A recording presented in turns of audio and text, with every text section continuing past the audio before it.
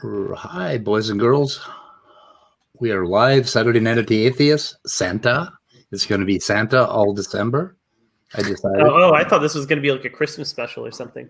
Well, yes. Well, it's you can mess with the acronym a little. So far I've come up with only what is it? Santa and Sneda. So well, also Satan. Does that work? I never thought of that. Huh. Satan.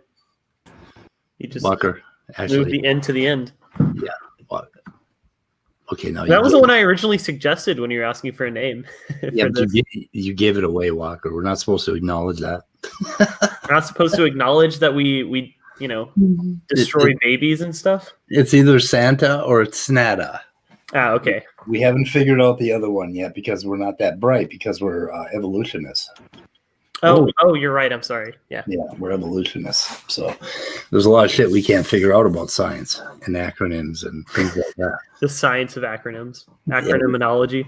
Yeah, acronymonology. Yeah, it kind of sounds like limnology. Anemone.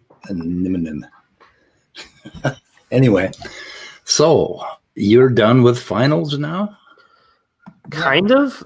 So my school was like, hey, we're going to move all of your finals to after like New Year's, and it's going to be entirely online. So I'm going to have to take one final after the break. But most of my classes were like, nah, that's fucking dumb. So I had most of my finals last week. So they're kind of making you work over your holiday vacation? The school tried to. The only class that followed through that with that was chemistry. The rest of my classes were chill about it. That's fucking chemists. Here's one now. Yeah, fucking chemists. Fucking chemists. Fucking chemists. People that give biology their tools. Yeah, fuck off. All right. Biology rules. Chemistry sucks. Biology is soft science. Just go ask psychologists how they feel about it. Another reason I'm trying to change my major is so I can get out of Orgo 2. Because that is by far my least favorite. Like Orgo 1 at least was by far my least favorite class I've ever taken in anything. Really? Okay. Yeah, I just did not like it, dude. Interesting. Organic chemistry is like the most exciting thing in the world. I don't understand how you could not like it. Maybe because the basics kind of suck, the beginning, but it really starts to rock after a while. So yeah, I think it's just I don't know. I think it was because I was meh about it, and I wasn't like naturally super good at it, and I couldn't get myself to care about it because it was pretty much entirely online, and also I didn't feel like the information was super useful for anything I wanted to do going forward. So it was just like a bunch of factors that made me just despise that class. Really? I mean, if you're going to go into anything that like uses like biochem, you might want to care about it.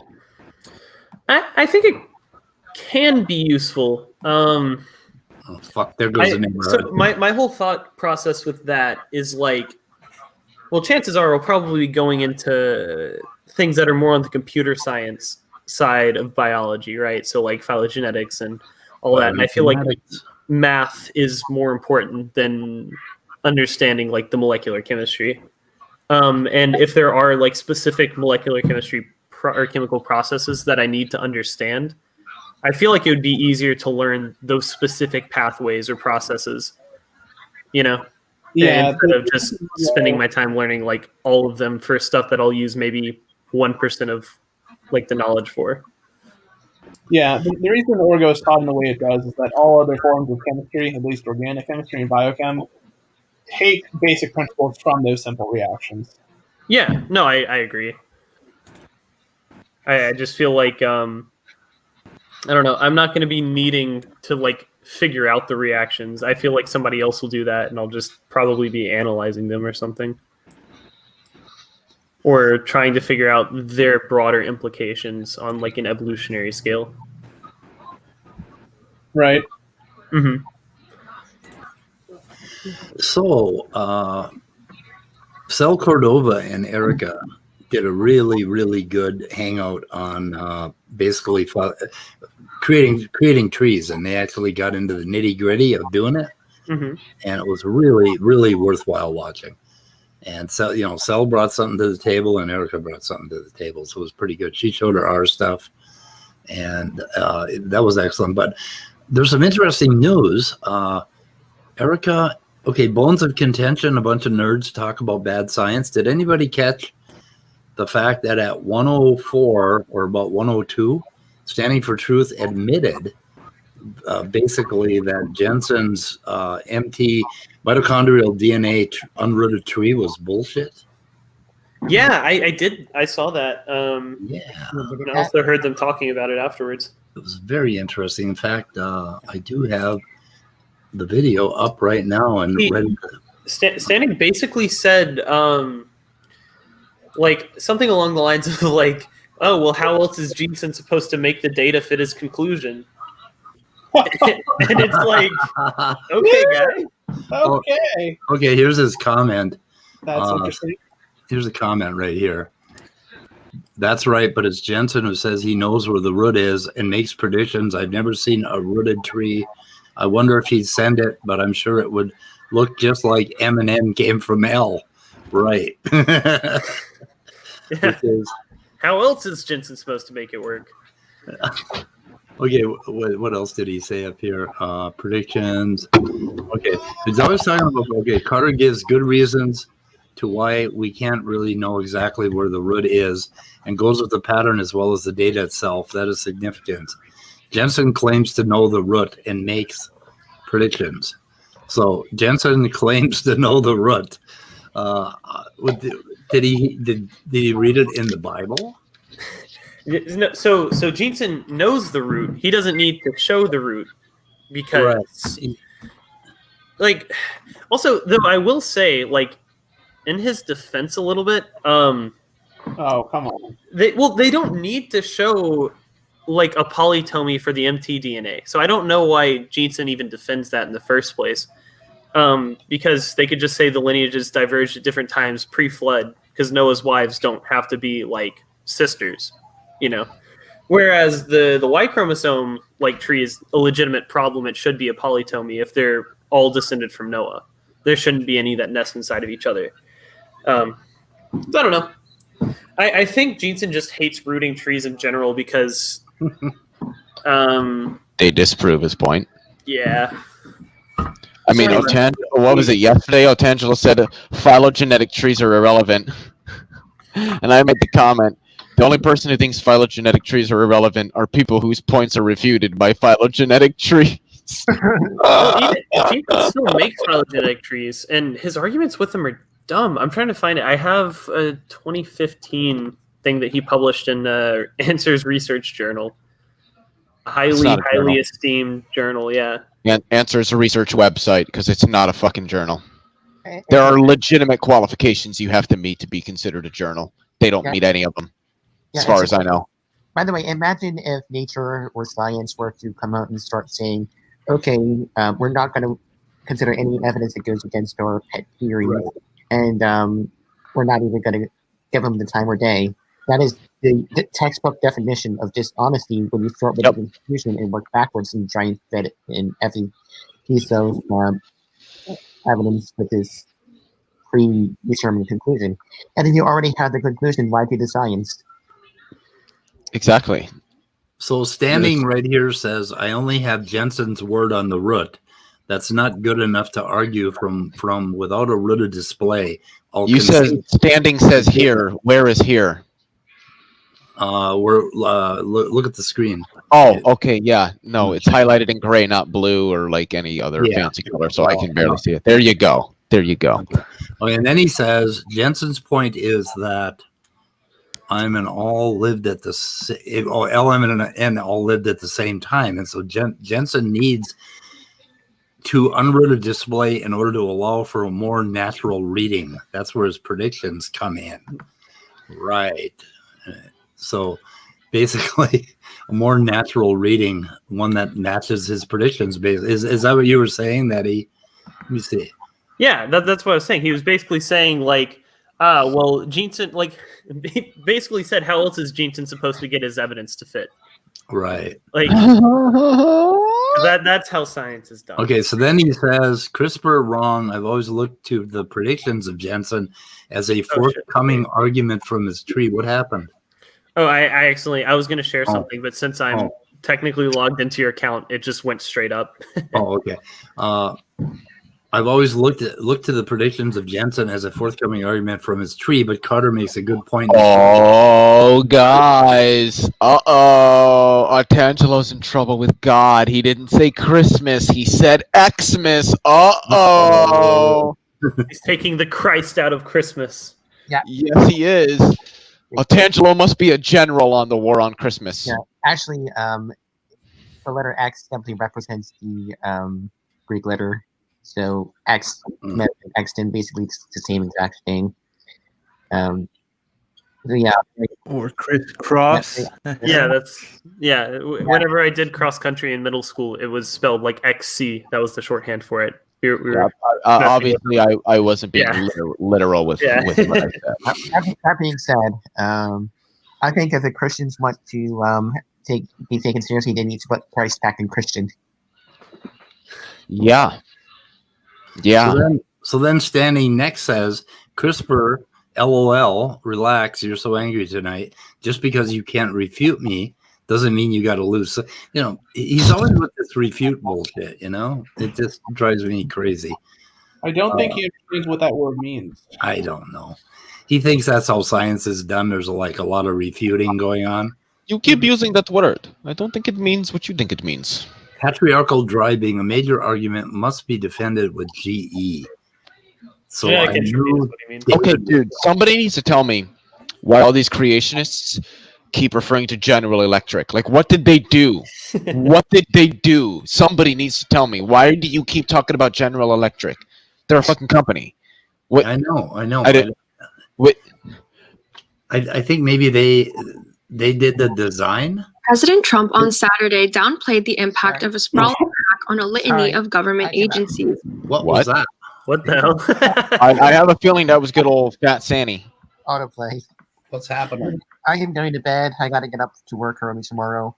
Work. They're making you work on Sundays. Just tell them that goes against your religion. You can't do it. They literally can't fire you. You could literally sue them for firing you. Okay, Walker. That would be a lie. Do they know that? It's Saturday that I can't work. Same with Sunday. That's tell them both Saturday and Sunday go against your religion. They literally can't fire you. Yeah. And if they do, you just sue them for like $150,000. I'd say 150 million, but I don't think that would go out very well. Yeah, unfortunately, that like policy, and I would get laughed at as a court. But exactly. I'm just giving you shit. Yeah, the CEO is won't be taking that too kindly. Is there a way to turn mics down in StreamYard? Yes, go to the person, go to their cam mic, go to their audio, and turn down their mic volume. Like if I do it for myself, I'm sure I'm probably significantly quieter than I used to be. Yeah, and now I sound the same. Yeah, because you're a little loud. Take it down 20%. No. It's less of a question and more of a less of a request and more of a. I am the new immutable. Here the fuck we go.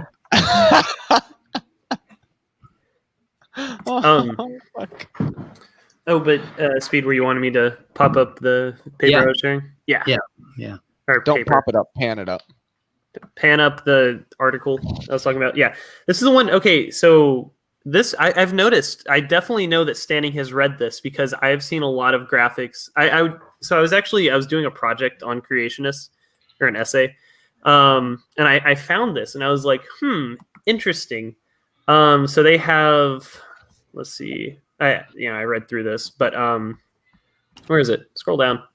So this is Jensen trying to basically say that linear speciation rates show that kinds are a thing, even though speciation rates aren't linear. Like, wait, so this is a serious question. How is he defining kind in this particular context, or is he? You know what? He just straight up doesn't. It's kind of confusing. There's one tree that he has, this tree right here, which I thought was the funniest one.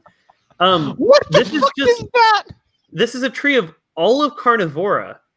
which he shows them, being related to each other, right? There's trees that are nesting inside of each other, So here's like where is Canidae, right? So this would be Caniformia right here, and then this would be Feliforms. So Is it just me, or is that just a shoddy looking graph? Well, it's just an unrooted phylogenetic tree, right, of all of Carnivora. You got a link for that? Yeah, I can pop it to you.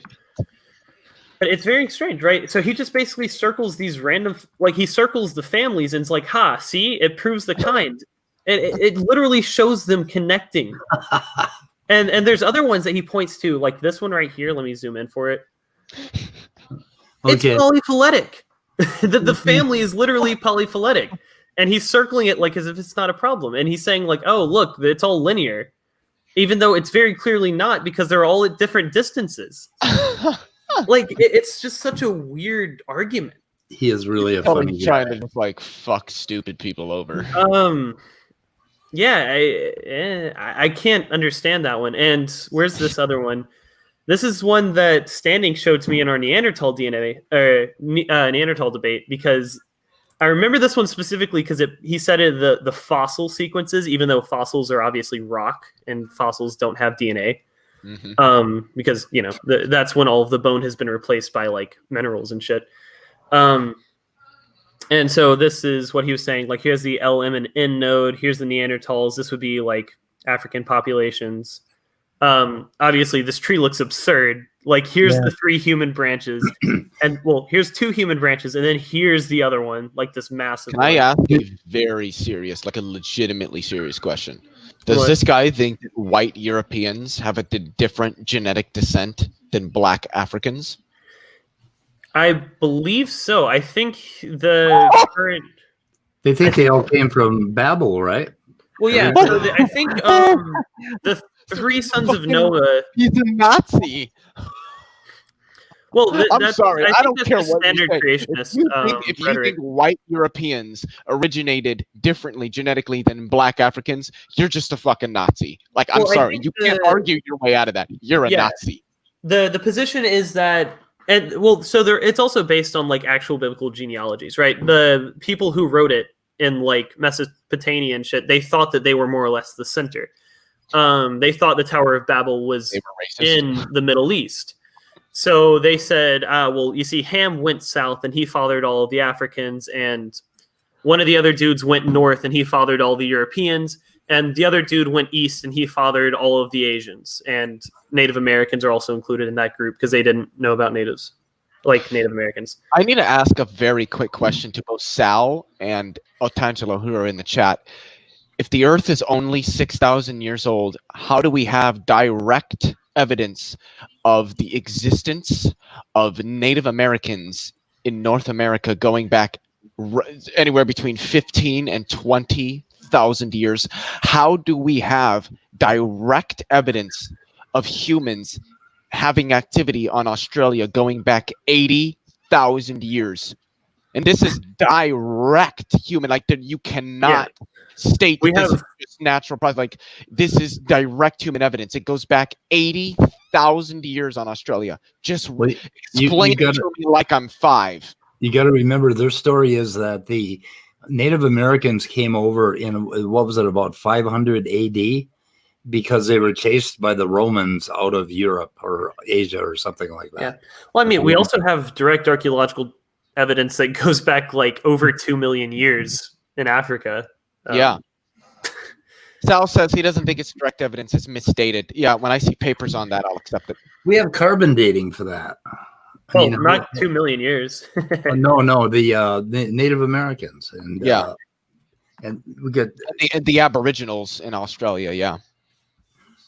I mean, we can go in South America, Africa, the Middle East, Asia, Europe, and go back tens of thousands of years everywhere, and see that there are obviously humans here doing stuff. I just think, okay, so even if you don't accept like the actual dating techniques that are used, and you think that like the dates should be skewed upwards, why do we see more basic tools earlier in the fossil record? Like, why do we see a tool progression? And that tool progression also corresponds with like more basal hominins, right? So like we see Homo erectus in the deepest layers. Well, more or less. I mean, there's also like tool use that likely goes back to what's the time zone? What's the time zone on Homo erectus again? I can't. They lived a long ass time. So things that we would classify as Homo erectus. Homo erectus is not a true clade. It's paraphyletic. Homo erectus, I think, is like 2.1 million years ago to about 100,000 years ago. Okay. Yeah, the relict population survived in I was going to say 600,000 to 2 million, but I wasn't sure on those dates. Pretty close. Yeah, that's acceptable. I mean, yeah, I think they go back to about 100,000 or 200,000 years ago in like East Asia. Right on. But 600,000 years ago would be like, or not East Asia, Southeast Asia. That would be like Africa, Middle East. Yeah, Yep. They had a good run. Yeah, they were a very successful species. I have heard that. Yes. I wonder if they elected some asshole that caused the pandemic and wiped them out. You know, I love how creationists always ask, "Were you there?" Well, no. I know. I can't believe Sal Kurova did that. He's kidding. Were you there? No. So then what you say is no different than what we say, except that we actually have data for ours. Sal is kidding. We have wood. I really trees. Hope. The tree rings too. I mean, we have tree rings, we have like glacial dating, we have all sorts of stuff. And it all corroborates with radiometric dating, which seems to indicate that all of these are accurate measures of time. Yeah, I was talking with somebody else about this once. It's kind of funny how radiometric dating methods, the minute you get to like your specific date or like your specific dates, the radiometric dating has to be spot on accurate. But before that, it just has like a really crazy calibration curve so that they can fit, about 2 million years into about 200 or 300 years. And then the last 4,000 years or so, when we have specific dates from the Babylonians and the Egyptians, all of those line up almost to the day radiometrically. And the funny thing is that, and I'll share the link in both the private chat. Actually, no, I'll just stick it in the YouTube chat. We've honed in on the fine structure constant for electromagnetism, which you could really just say electroweak theory, which would include radioactive decay. If radioactive decay varies, you have to show, like this isn't up for debate, you have to show that this constant isn't constant. We just honed in on its constancy. Yeah. I mean, that's the whole thing with the rate project. They basically said like extra biblical miracles need to happen. That was basically the rate project's conclusion. Because I mean, what is it? There's one paper that they point to talk about how radiometric decay isn't necessarily constant, and it was like the scientists were able to increase the rate of radiometric decay by like 1% or something by basically putting the atoms in conditions that are equivalent to the center of a quasar. So essentially, it would be more like, and I might be wrong on this. That's why I'm asking. Would it be more time dilation effects than anything, or? Oh, I have no idea. You're the physics guy. Okay. Because that's the only thing I have ever heard of that's changed the rate of decay, and it's still only done it extraordinarily marginally. Is time dilation effects? Yeah. Which actually isn't affecting the rate of decay; it's affecting the time in which it happens. So that. But I mean, like, let's just say radiometric decay. Howdy. But like, okay, does the flood make Earth's conditions equivalent to like the center of a star? No. Because if so, that doesn't sound like a very survivable flood. Do not bring up lunar bukkake. Oh wait, I just did. What did you just do? Oh, I brought up lunar bukkake. He said, "I'm not going to bring up lunar bukkake." Oops, I just did. Almost as if it was intentional. Anyway. Oh man. Yeah, but no. Even if we were to grant, because the thing is, the Earth being flooded completely, at least to some extent, maybe not like mountaintops, but like most, like 98% of land, 99% of the land being covered in a flood, to me is not unreasonable. It just doesn't result in the things that creationists say it would result in. It Yeah. just doesn't. Like we don't have glacial markings from a flood, right? Exactly. You don't have Or ecosystems. geological markings. Yeah, well, yeah, that's what I was saying by like, Paleontology. I'm not like a geology person. I know some rock sniffers that would be much better. Where's Orge? Yeah, Rock but like, wow, Yeah, that's Only insulting. rock You might sniffer. wanna be Oh, there's careful Argyle. calling- They're a rock taster. I'll drop the link for him. you might wanna be careful calling them rock sniffers because that's another slur for meth heads that goes. oh, is it back. actually? I like how I ask where he is, and he's like, I'm right here. But yeah, He's I coming in. mean, we have like total ecosystems in the flood. Like, how do you have a Yeah. forest growing? And they say like there was like floating mats of vegetation. They just selectively fell due to their densities, and I don't know. It doesn't Okay, make can I sense. talk about something really quick? Yeah, Oh, go for it. Like today I was talking, I was in a server, right? And I was talking religion with some guy, and he brought up genetic Discord? entropy. What? On Discord, I'm assuming? Yes. Okay. Sorry, I was also playing a game, but apparently the audio didn't fucking lower. No, I heard server. I didn't know if you meant Discord. I assumed that you did. I just wanted to be sure. Yeah, no, okay, it's fine. But but basically, I was bored, right? I was feeling lonely because people feel lonely during COVID. Fuck you, COVID. So I went into the Discord server, and somebody came in. We got to talking. He gave the usual talking points. Do you believe the universe came from nothing? And then I tried to explain to him that that's not what the fucking inflation theory says. And then it got to a point where he brought up the word decay, the word decaying, and he brought up the second law of thermodynamics. And I asked him, do you believe in genetic entropy? And he said, yeah. I'm like, you know what? Fuck this, and just left the call. It was retarded. Okay, it was just one of those things where I wanted to kill myself afterwards. Like, I blame myself for wanting conversation. Okay, I wanted conversation, and that's what I fucking got. A shit pile. You got genetic entropy. Well, it's something. I mean, I'm still waiting. If genetic entropy is a thing, what are the joules per mole Kelvin lost per, like, say, generation? I don't think they're gonna. I don't think they're gonna be able to answer you, and I can't answer you either right now because I really don't know. I really don't know a lot about physics. I just know some things about it that make it very interesting, like what I. You're said not up stupid in physics, so that I mean.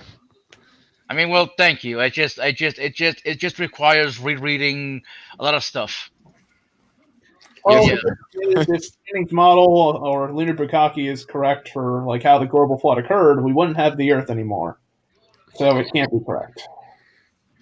But no. See, it is correct because Nephi says so, and Nephi is God. To give Standing's explanation of why it has to be correct. Oh, us trying to challenge this is saying that God is stupid. Apparently. Because it's their mind. The one thing I would say about the one guy tried to say that I was a theist because I said that if there is a God, I consider myself like a deist. You know what I mean? Because why can't there a creator exist but he just left the universe on its own? Well, then you're a theist. No, I'm a deist, if anything. You know what I mean? But not even that, because Here's the thing. I hate labels. Here's the thing. I think all biologists and any cell biologists or molecular biologists can agree with me here. Why, if God created the universe, why did he make life so goddamn fucking complicated? I don't know. Because he's an intelligent designer, don't you know? Well, I think it was really simple, and then the fall, and then it got complex. somehow. No, like human genome was just perfect, and then fucked itself up. Like, oh yeah. He also said he also brought up number. What was it, like 10 to the 64th power or something? It's like, what are the chances of an amino acid? Appear? It was. I gotta tell you guys something. I thought I was talking to Kent Hovind.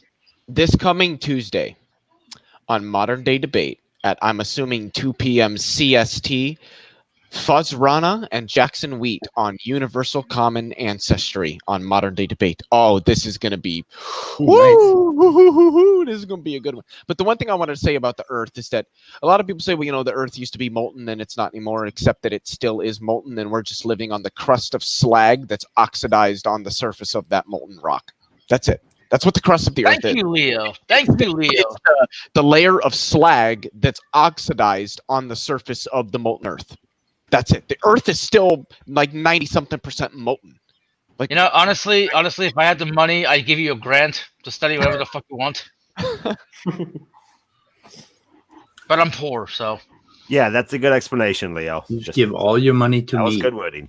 No. I'll, by tomorrow, next week, I'll be poor. So fuck you. Hey, did you move in? Did you move in? Not yet. Next week, next Sunday. Woohoo! Good. Yes, I'll finally be able to talk without worrying about people sleeping. I mean, obviously, I can't be too loud because my downstairs neighbor might complain. What was are that? you excited? Yes, I'm excited, Leo. Fuck off. I'm definitely excited I was to live on my own. curious. I didn't know if you were No, excited. no. I know. I trust me. I am excited, right? Midnight becomes a man on Sunday. Okay, We'll see. we'll see. Fuck off. Beautiful. Why don't you move out yet, you fucker? Why are you Hey. still in the home? I'm saving money. I don't have a reason to move out yet. Hey, it's Hey, legitimate. I'm still living with my kid, so he's not No, living. no. He's living with you. Kid live No, with you. no. Yeah. Actually, I'm living with him. He owns a house, so Oh Okay. well, wow! How the roles have been reversed, right? Oh, that doesn't count. that counts. You know what we call people like you, Michael? We call you enablers. Enablers, enabling. Enabling your son by cooking for him and doing all sorts of. Oh, taking the garbage out every week. Well, no. See, he you, has you no idea. enable me with books, even though you never gave me a book, Michael. Shame. I know. He gave me 2 books, so I guess he's Yeah, my. he bought you 2 books, you ninny. Wow. You did it. Yeah. Every That time, is- every time I hear the word Ninny, I think of Kaylee Mick, whatever the fuck her name is, because I call her Kaylee Mick Ninny, because that's what she's just a I fucking. mean, look. I'm just trying to make jokes and see what sticks. Okay, I've been miserable for a while, so I might as well come on here and just shoot the shit. Fuck you, Might as well. Angelo. Just kidding. I love you. We love you, Angelo, but your mind is bad. Okay? Yes. I would say his mind is bad. His arguments are just bad. Yeah, his arguments are bad. It comes from a bad mind. So I mean, Otangelo, I feel you, brother. Intelligent design is the way to go. You know what? I'm a believer now. Yeah. Well, it makes things simpler. Well, mean, if I yeah. were an intelligent designer and I was like gonna, design a car, I would make it overly complicated to the point that it runs, but it runs really, really poorly, so that other people can see that later on and be like, that could only be the result of intelligent design, 100%. Like, there's no way that it could ever be, like anything else, because But, it's just okay. so Like one poorly thing. designed that it barely runs, but it's still One running. thing. Yeah, one thing that a lot of these Christians do not seem to understand or even consider is that, okay, let us grant that let us grant an intelligent designer exist. Why couldn't he why couldn't he just be like a fucking simulation programmer that's like, you know what, I want to see what would happen if we simulate a universe.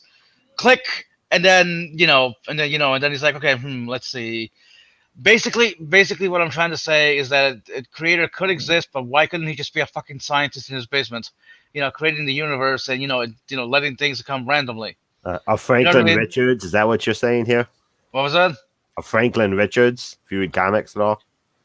I never heard. I don't know, but Shame.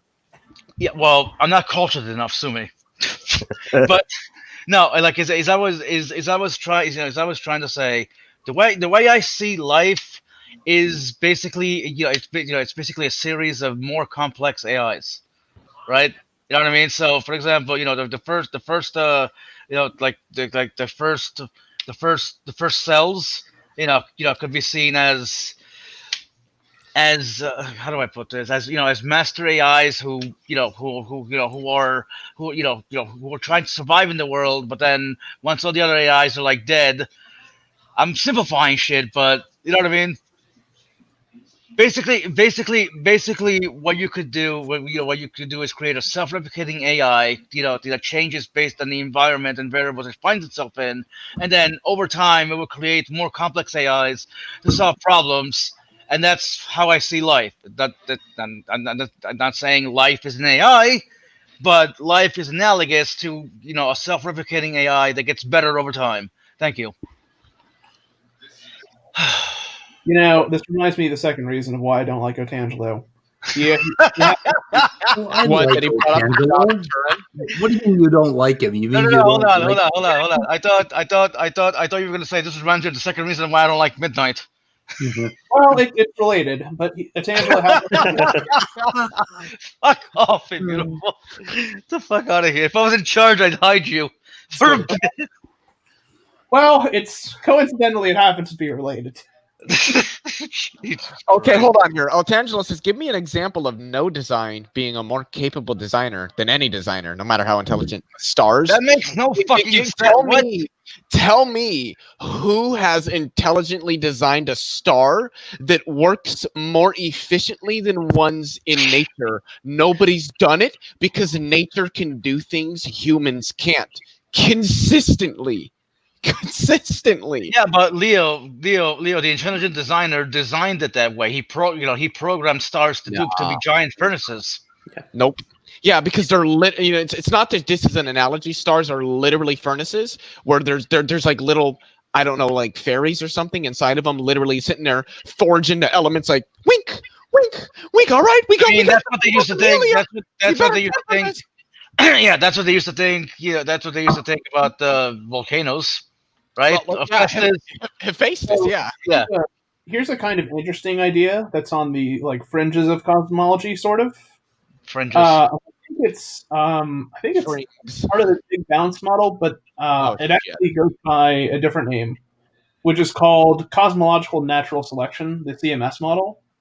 And essentially, what it states is that the universe. Well, number one, it assumes the existence of multiverses. But it says that if you have a universe that undergoes this kind of cyclic pattern of Big Bang and settling on fundamental constants, then over time what begins to happen is the universe settles on fundamental constants that actually make black holes more predominant than other forms of matter, or they increase the rate at which black holes can be produced. Since black holes are the best thing in the universe that are able to maximize entropy. Okay.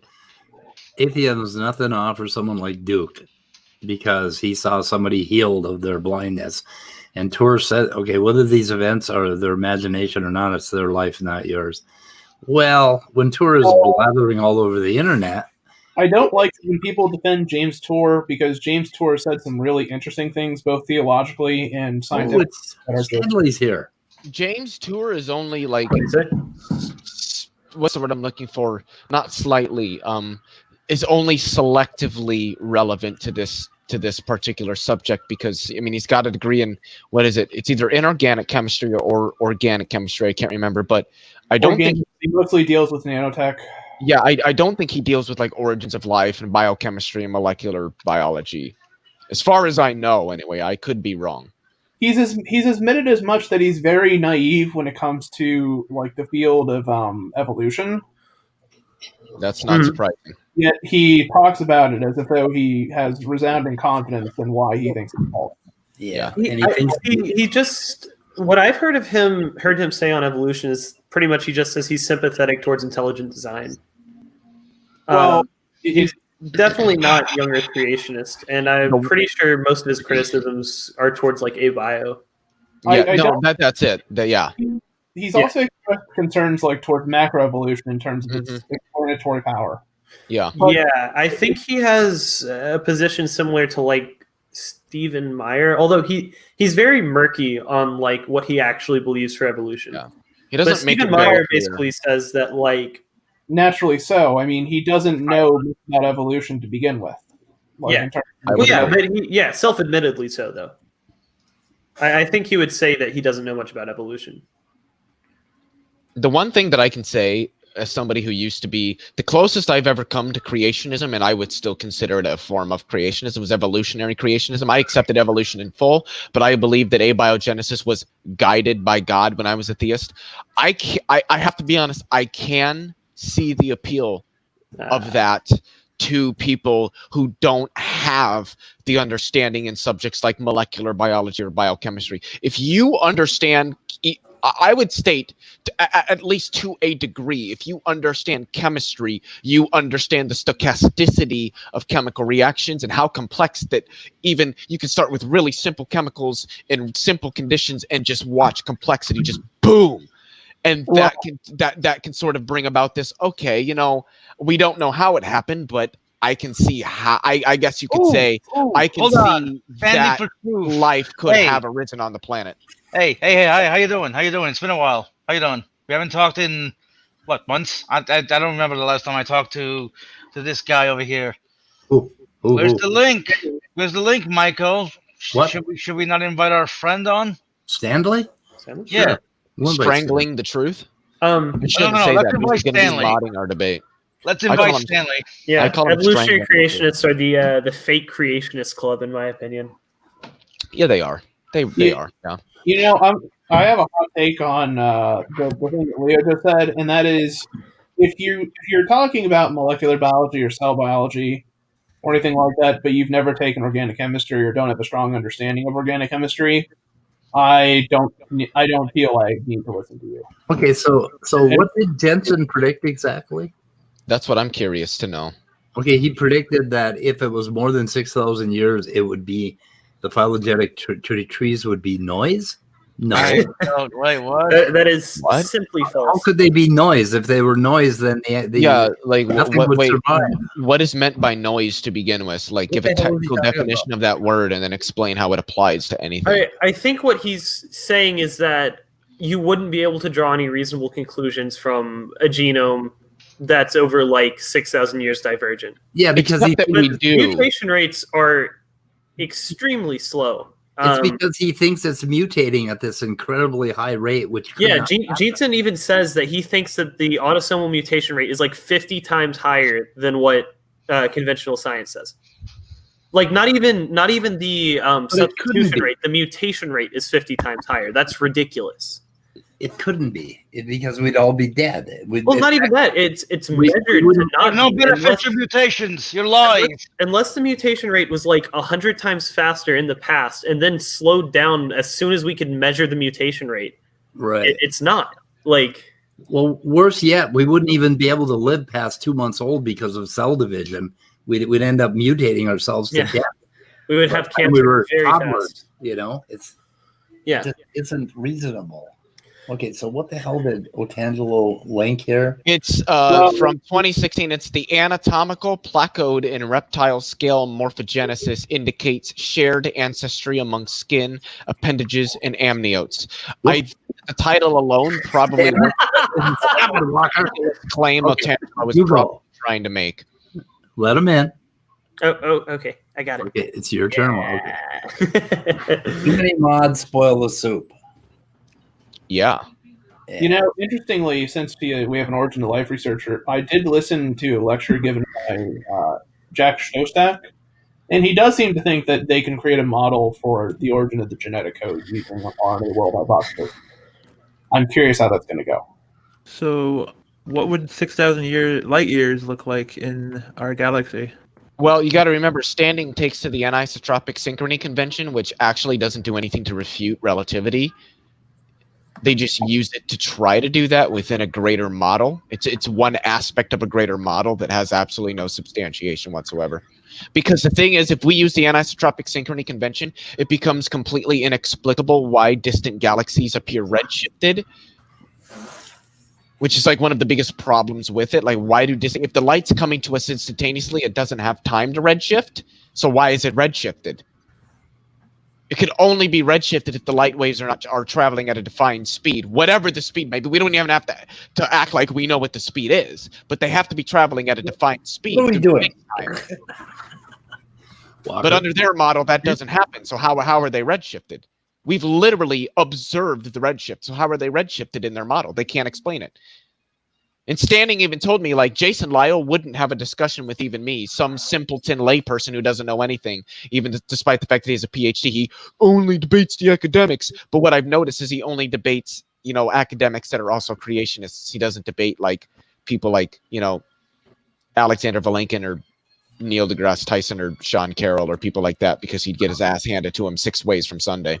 I can't remember Standing sending me any papers. I know he linked me to this 24 hours of listening to Jensen go on and on about some fucking civilization thing on Answers in Genesis. He did like 24 hours of video. Wait, is Otangelo really talking about something that both me and Erica cited a PNAS paper on? About the presence or absence of beta proteins, a family of proteins unrelated to alpha keratins and skin appendage. Like, we literally cited this and stated that the further back you go, the more I think it's beta keratins you see. And then as you start to move into you see sort of a mix, and then you see a dominance of alpha keratins, which obviously indicates an evolutionary transition. Well, Dr. Otangelo reads the sources that he cites from, definitely.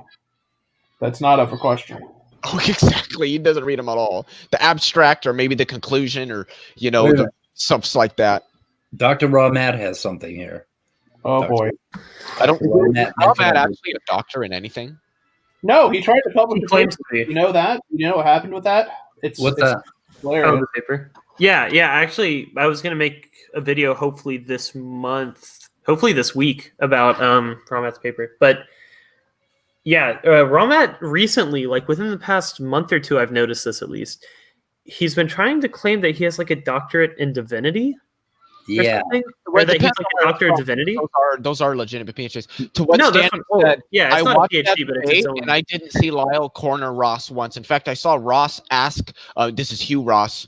Ask Lyle a bunch of questions, and Lyle just danced around. He did what Standing says. He tap danced around an answer without actually providing one. What was I saying though? So okay, Dr. Raw Matt, is there any? Has he shown his? No. So as far as I know, the claim that he has a doctorate in theology is fairly recent, and he also hasn't cited an institution. No.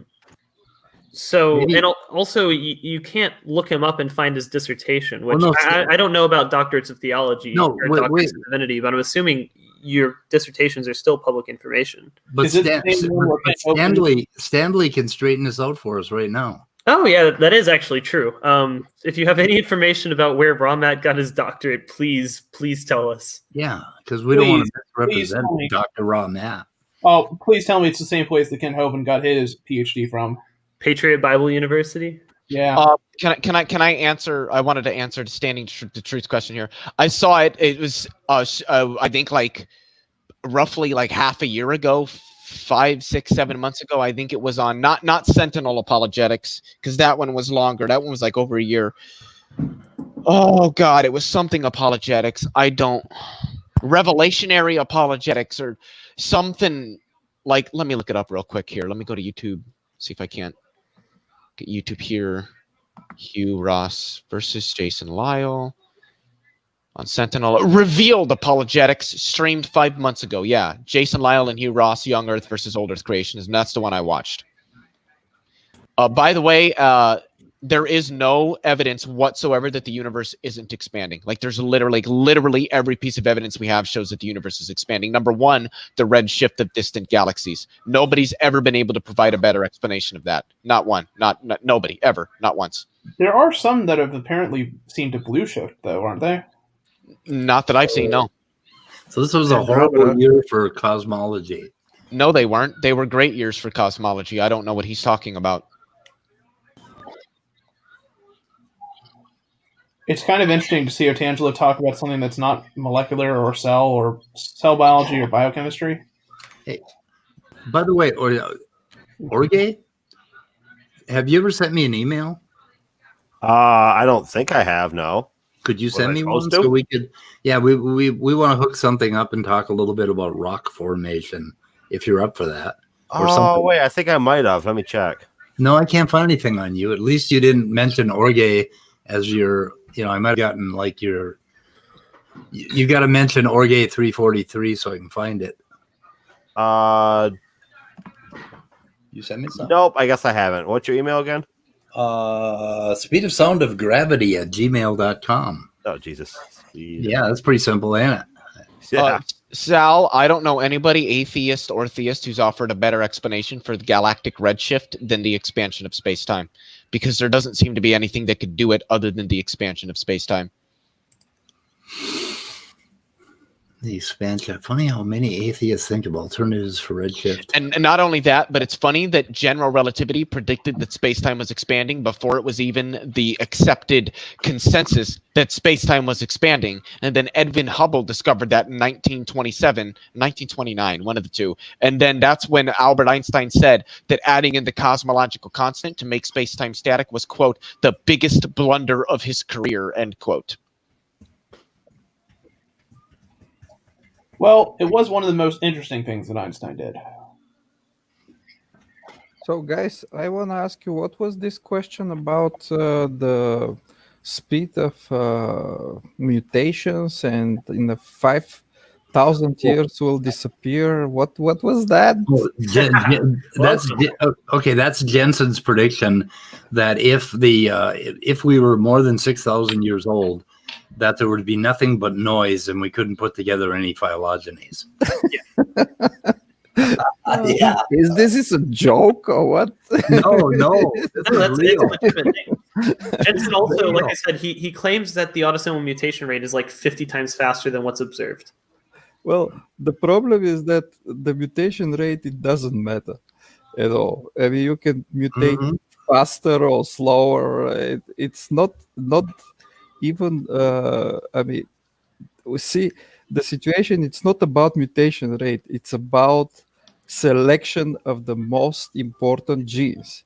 Yeah. Of course, I mean, half of the Y chromosome is actually empty of, there is no much genes. Yeah. So, and this particular piece of DNA is so variable.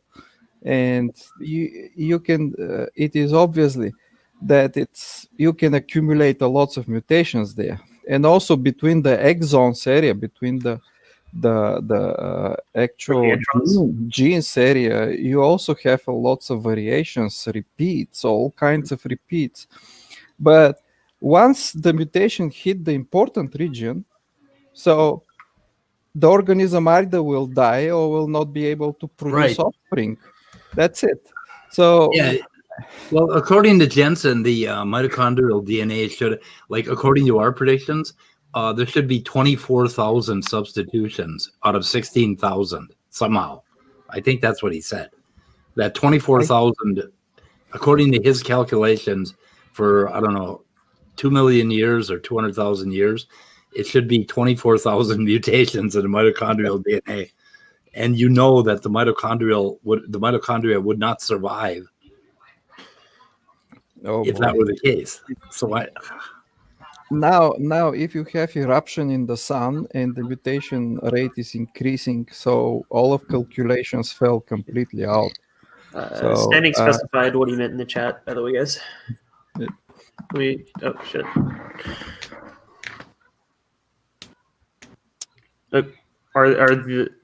So he's asking, are the mtDNA and Y chromosome phylogenetic trees a reflection of biblical timescales or hundreds of thousands of years? This isn't even a question that requires it. Are you asking what's the support that we know it's hundreds of thousands of years old? I'm confused by the question. I mean, the answer is it's a reflection of hundreds of thousands of years. Maybe he's asking for something relevant. For example, if you're looking only a piece that there is no any DNA, and I mean, sorry, not DNA, but there is no genes, and it's not important area. Maybe that particular area will be overrun with any kinds of mutations, and you cannot trace, let me say, more than a few thousands of years. Yeah, well, I can live with that. Okay, I can sleep well with that. That's fine. But that's not the point. I mean, there's so conservative regions in the genome, which is super important, which you cannot touch at all. So, yeah, there's extremely Like Yeah. there's a lot of very highly conserved regions, and it's usually proportional to like one, the length of the protein, and two, the importance of that protein's functions. Like what is it, histone C? Like pretty much all mammals have the exact same amino acid sequence. You mean histone what? It's one of the histone proteins. I think it's histone 4, maybe. They're quite. All of histones are quite conservative. Mm-hmm. There is like a histone 1, for example, which is not presented in some eukaryotic organisms, but pretty much the core is relatively conservative. I mean, I have to look at exactly, but which is very easy. But that's not the point. I mean, if you're playing Molecular Watch, so if you're playing that game, you're supposed to pick up a proper section from DNA where you can actually go further in time. Yeah, that's what it is. Mm. Yeah. But it. Yeah. I was just saying that like the synonymous and non-synonymous mutation rates aren't equivalent, and the specific rate of mutation in any region depends on like the selection acting on that region. Exactly. Yeah. So, but if you claim that due to the mutation rate, you can calculate how further is the maximum you can go back in time. Sorry, but that's not possible. I mean, it's not relevant. Yeah. I'll be right back. Yeah, the mutation rate could be as fast or as slow as you want, and as long as there's like differences between sequences, and there's also like sequence identities, you can reconstruct a tree. We have Santa Claus here. Hey, Santa, how are you? Where have you been lately? We've been waiting for you. I know, you're a little bit early. Staying indoors. Yep. Sorry, So, it's tracking right now. Today we exchanged. There we go. We exchanged a few words, a few text messages with Otangelo. Oh, really? Yeah, into just the text messaging back in. Hi, Santa. Ho ho ho. So, and he said, so first of all, I gave up to give him the same answer over and over again because for some reason, Utangelo, because he is listening probably right now. So for some reason, I don't want to explain the same thing over and over again to show again the model, to show the reasons for selections and so on. I already went through this.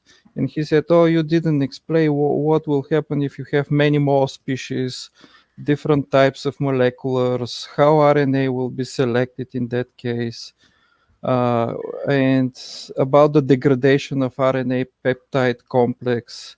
I explained to him that this is not steady state situation. You have a dynamical event.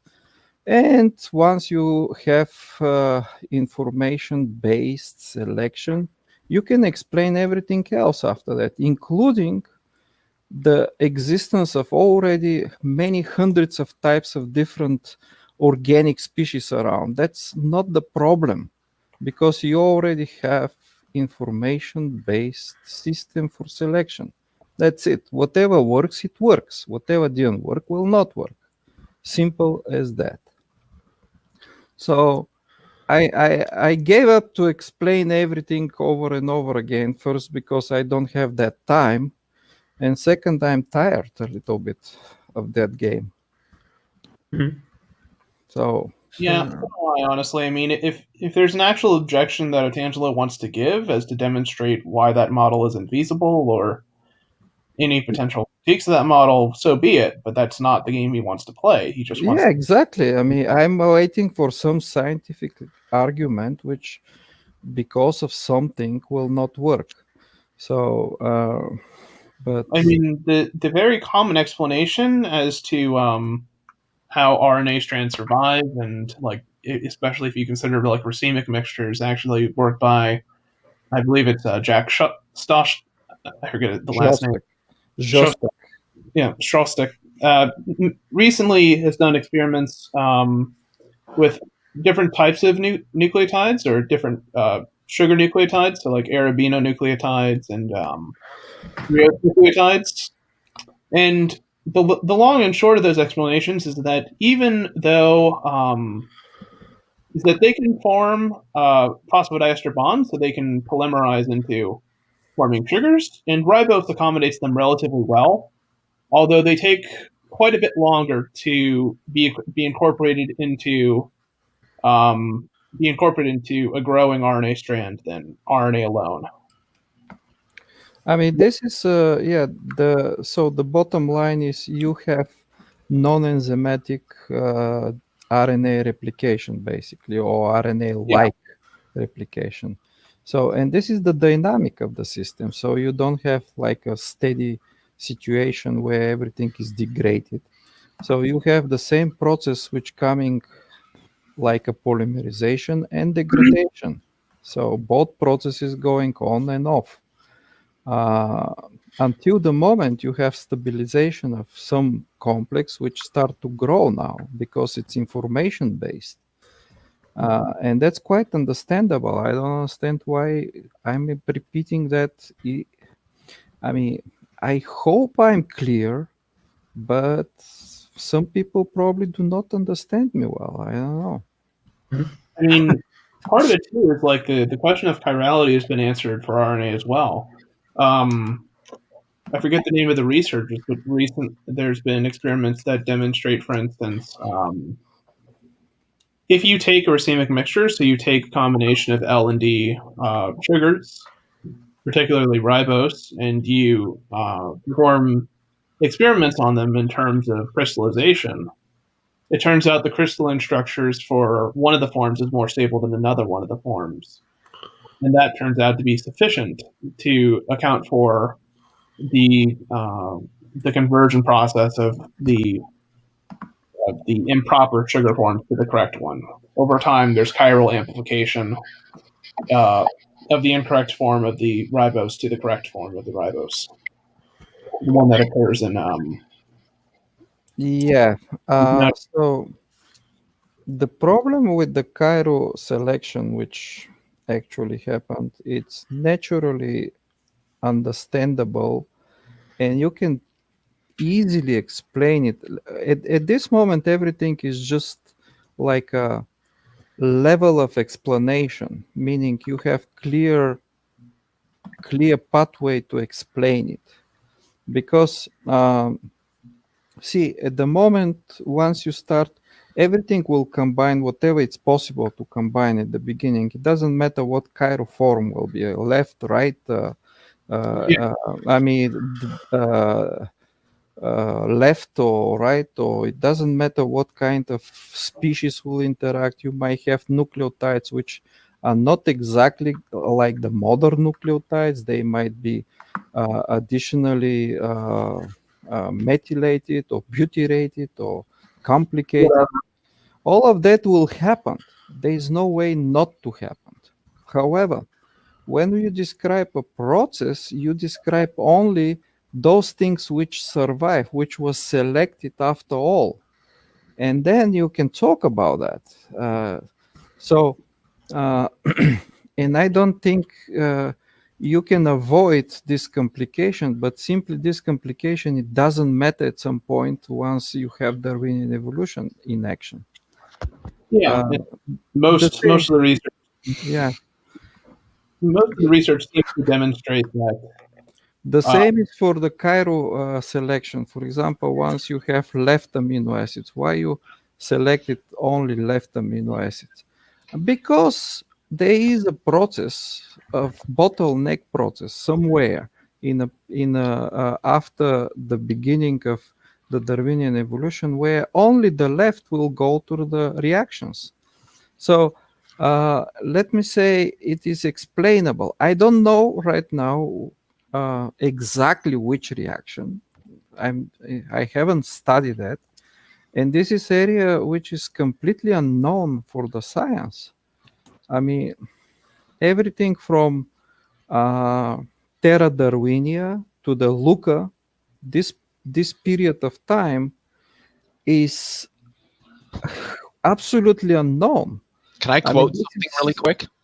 Yeah, and most of that is to the uncertainty regarding the geochemistry. And yeah, go ahead, and then I'll cite what Otangelo just wrote because he's. If you want to finish, Immutable, you're more than willing to finish what you were saying. Yeah, he's just restating the same thing. Cairo, there is no solution for the homochirality. Science has no explanation for that.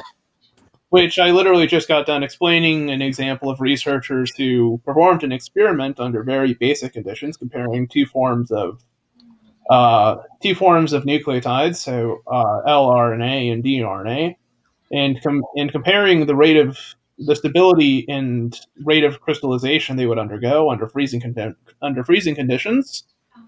And it turns out that the proper form of RNA, the one that's most present in cells, actually crystallizes a lot quicker and is more stable. Whereas the ones that are not natural tend to destabilize a lot easier and degrade and undergo racemization to go to the correct position.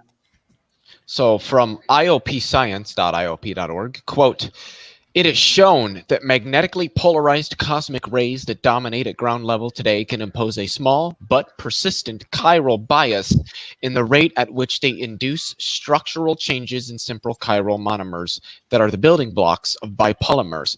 A much larger effect should be present with the helical bipolymers, in particular those that may have been the progenitors of ribonucleic acid and deoxyribonucleic acid. It is shown that the interaction can be both electrostatic, just involving the molecular electric field, and electromagnetic, also involving a magnetic field. It is argued that this bias can lead to the emergence of a single chiral life form over an evolutionary timescale. If this mechanism dominates, then the handedness of living systems should be universal. Experiments are proposed to assess the efficacy of this process," end quote. Yeah, so that's simply say the problem is explainable. Oh, if you know more than science, congrats. Immutable, I know more than science. No, Otangelo. I know more than science. The fun thing, Otangelo, is that I can give you the names of the papers that actually were doing the study. And the fun thing is, Otangelo, is when you read more than the freaking abstract of a paper, you actually learn some stuff. It's kind of fun. Very fun. So it's kind of interesting that you're accusing me of knowing more than the scientific community when I'm actually referencing like literature from the scientific community to make my point. I find it precious that you can't understand that point. Kind of like the way that people call you out on misquoting scientific journals to misappropriate their conclusion.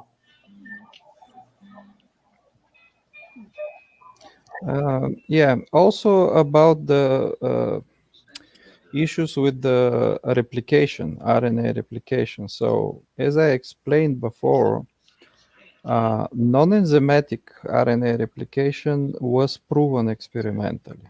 It's possible.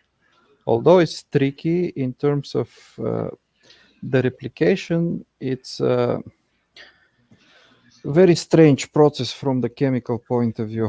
What does it mean? You mean that the actual phosphate bond that you need to do, the phosphate bond, it's a highly energetic interaction. So this is a covalent binding. It's a very energetic. However, from the other side, where the base pairs meet each other, where you have Watson-Crick base pairs, this is only hydrogen bonds. It's a very weak bonds. So imagine you have to perform at the same time adjustment which is leading by the hydrogen bonds and the actual interaction to happen with the very high energy phosphate bond. So you have two extremes at the same time, very weak interaction and the same time very strong interaction. Both have to happen at the same time. That's why you need some help some help from not intelligent designer, but let's say activated nucleotides. So this is where the energy comes from, because the nucleotides doesn't synthesize in pure form. They could be synthesized, and most likely synthesized with highly energetic adding of different groups, like a phosphor-like groups. So imagine ATP have 3 phosphate groups. It's highly energetic. So instead of ATP, it could be anything like 3 phosphate, but you could be additional energetic groups also could be attached.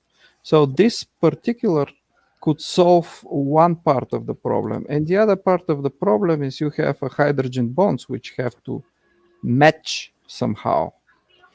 And the experiment shows, the very early experiment shows that it is possible to have non-enzymatic RNA template dependent polymerization, which is shortly replication.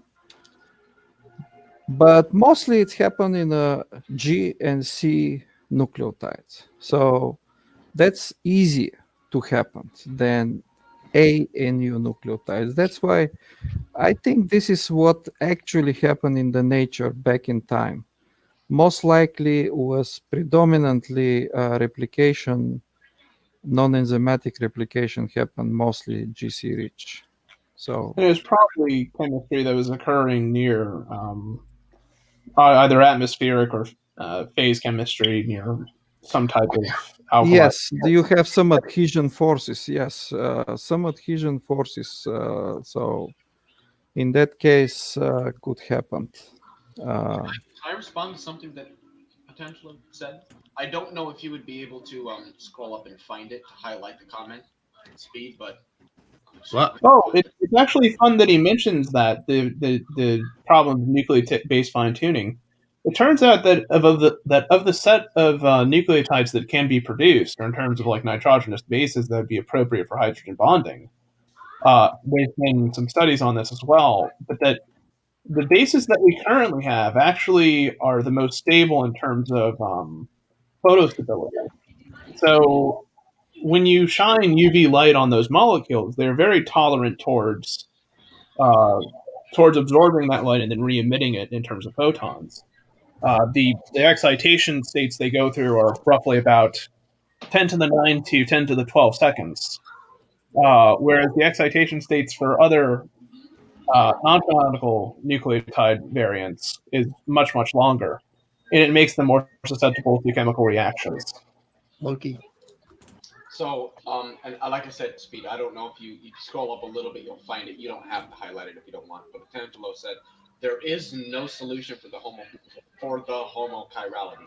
Science has no explanation for that issue. So what I want to ask Potential is, does that mean it was an intelligent designer? I actually posted it a few seconds ago in the I believe in the live chat. Leo, put your microphone. Put your microphone. Yeah, I'm sorry. Were you guys able to hear what I said though? Slowly. Okay. So what Otangelo said is that science cannot solve the homochirality problem. Science just has no answer to this. Yeah, right there. There is no solution for the homochirality. Science has no explanation for that. If Otangelo was arguing from this point that therefore it was an intelligent designer, then he is in textbook commission of the argument from ignorance. Not having an explanation means one thing and one thing only, that we don't have an explanation. It doesn't mean that you insert whatever you think the explanation is unless you have a workable hypothetical model that makes novel testable predictions that can be experimentally confirmed in a lab, which intelligent design does not do. Yeah, so the Otangelo, I've already given you the explanation for that, and that is various non-canonical nucleotide sets that could be formed, such as 3-os nucleic acids, in addition to arabino nucleic acids, have been tested in terms of their ability to undergo primer extension with both on their own and also with being in heterogeneous mixtures with RNA. And the long and short of it is that those types of nucleotide sets, independent of what chirality they have, are simply slower at undergoing primary extension at the rate that RNA undergoes. RNA being able to replicate itself using primary extension. And since you have a system such as RNA that is optimized to be able to undergo primary extension at a quicker rate than both arabino and threose nucleic acids, and more than likely all other sets of nucleic acids that are like that, then as a matter of iteration, RNA is going to be, ribose as the sugar of choice, is going to be the most selected over, hundreds of thousands of iterations of this, of this cycle of the cycle that's occurring in terms of primary extension. So that's already been explained. So unless you disagree with the research, there is no further objection you can make. Yeah, but he uses eliminative inductions. No, to he doesn't. eliminate all but God. No, he doesn't. He uses a jump to conclusions to Leaping say, well, logic. you can't explain it, therefore my explanation works. Well, Leaping and when he logic. hasn't explained research, and when he hasn't seen the research, he'll just claim it doesn't exist. That's what he's doing now. Yeah, I cited, like, I didn't put the article in the chat, but I certainly can. And it's not the only one I have either, as it relates to the chirality problem, quote unquote problem. How do you get the purification? I just literally fucking explained this. How do you have a system that can undergo primary extension at a quicker rate? Means that those systems, right, those systems with that designated chirality are going to undergo primary extension at a quicker rate, and as a result, the overall concentration of that species is going to become more and more pure over time. That's how you obtain this idea of, Speed. homochirality being obtained. Angela, I know we've had trouble with you getting to understand logic before, but this is just bad. God, Jesus.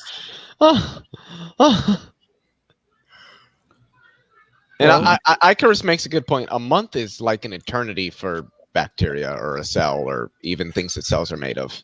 Like, I'm sorry, but on the prebiotic Earth, a month actually is a pretty damn good window of time for shit to happen, especially things that might stabilize molecules. So if we grant millions or tens of millions or hundreds of millions of years, it's not at all surprising to me anyway. Is my limited understanding of chemistry that both the meter and immutable have infinitely more, that this stuff could have happened. You guys just got refuted, man. Molecules do not have an urge to purify themselves.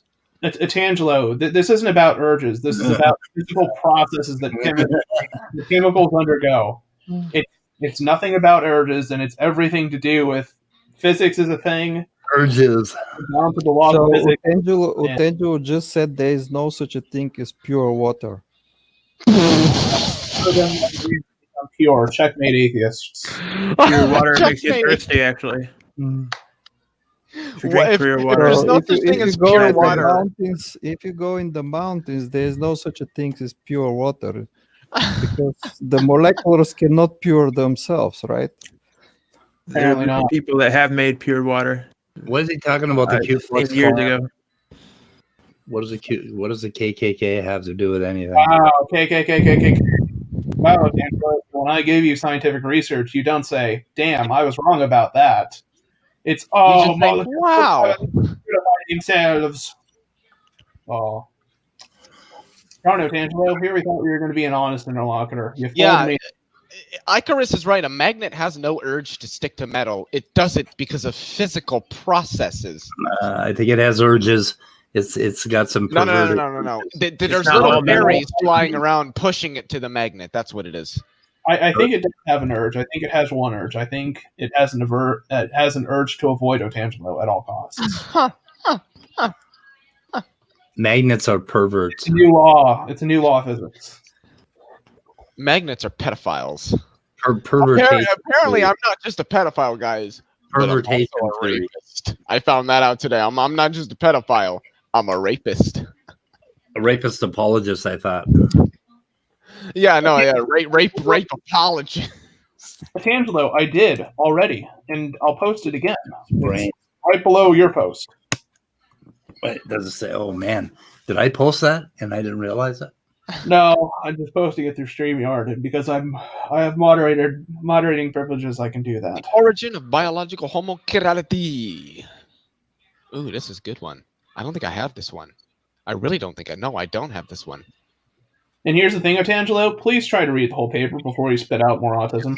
Don't. Okay, look. Okay, I'm autistic. Otangelo doesn't spit out anything near the level that I'm at. All right, let's get real here. It's pretty hardcore. Anyway, yeah, don't just like command search for terms and then cite the sentence that it's in. Like, come back to us in like 6 days when we know you've had enough time to actually read and understand what it says, and then we know.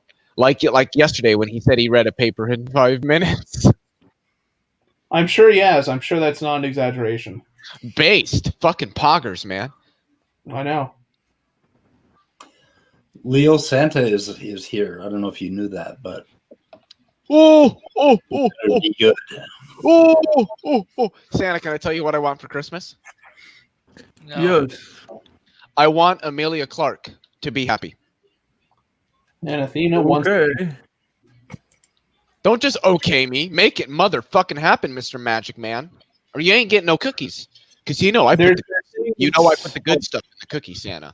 Don't fucking sleep. Don't sleep on my cookies. You know. Do people get Santa stoned? I wonder.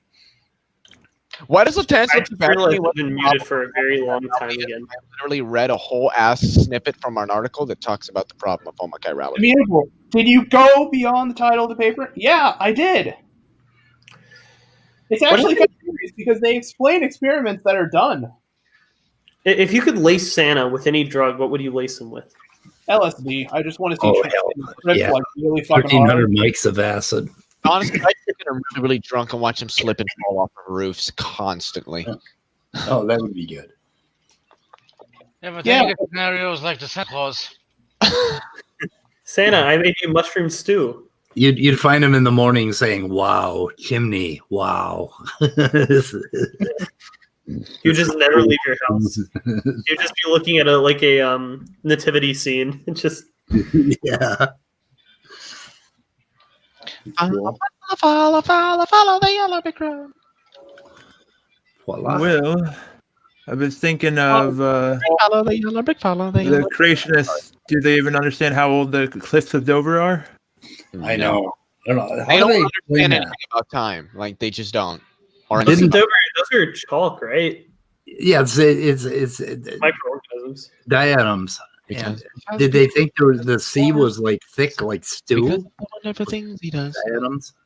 Yeah, isn't it like the cliffs of Dover would require something like 10 times more just biomass than what currently exists on Earth right now? Something like that. Yeah. I have a one small mathematical exercise for creationists.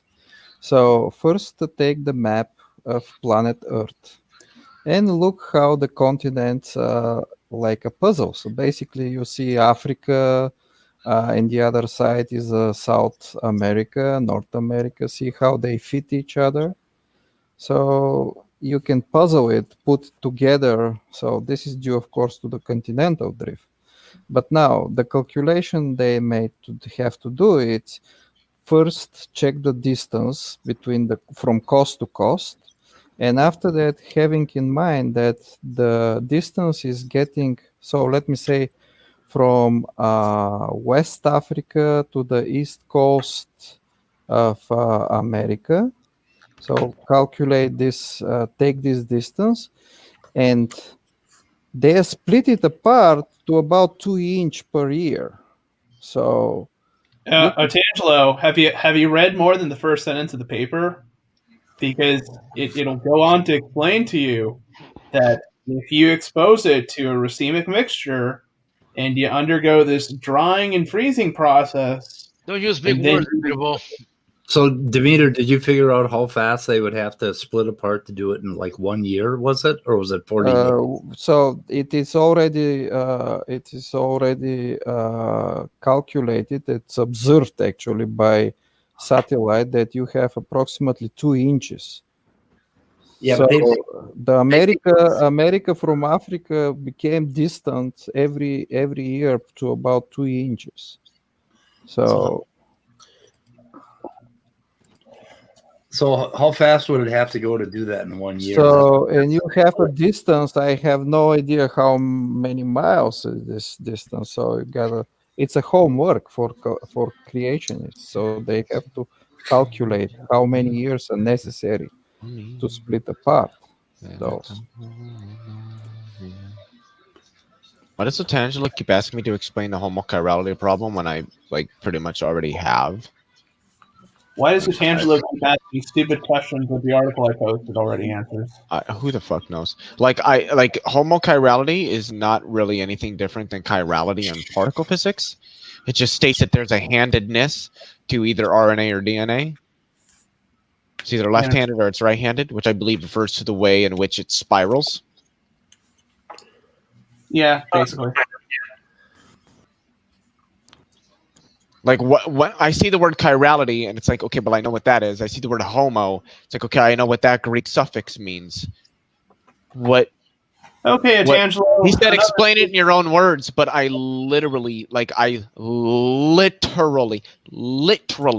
just did. Like, literally. Did I not? Yep. Pretty much. Here's a really basic fact about left-handed amino acids versus right-handed amino acids. Because of the particular orientation of the R group on a right-handed amino acid, it makes it quite a bit difficult for that amino acid to stabilize itself in terms of the types of secondary, tertiary, and quaternary structures it can have. So that would be bad for building proteins, wouldn't it? Yeah, so it's kind of like right-handed amino acids are kind of given, a really bad advantage in terms of trying to fold.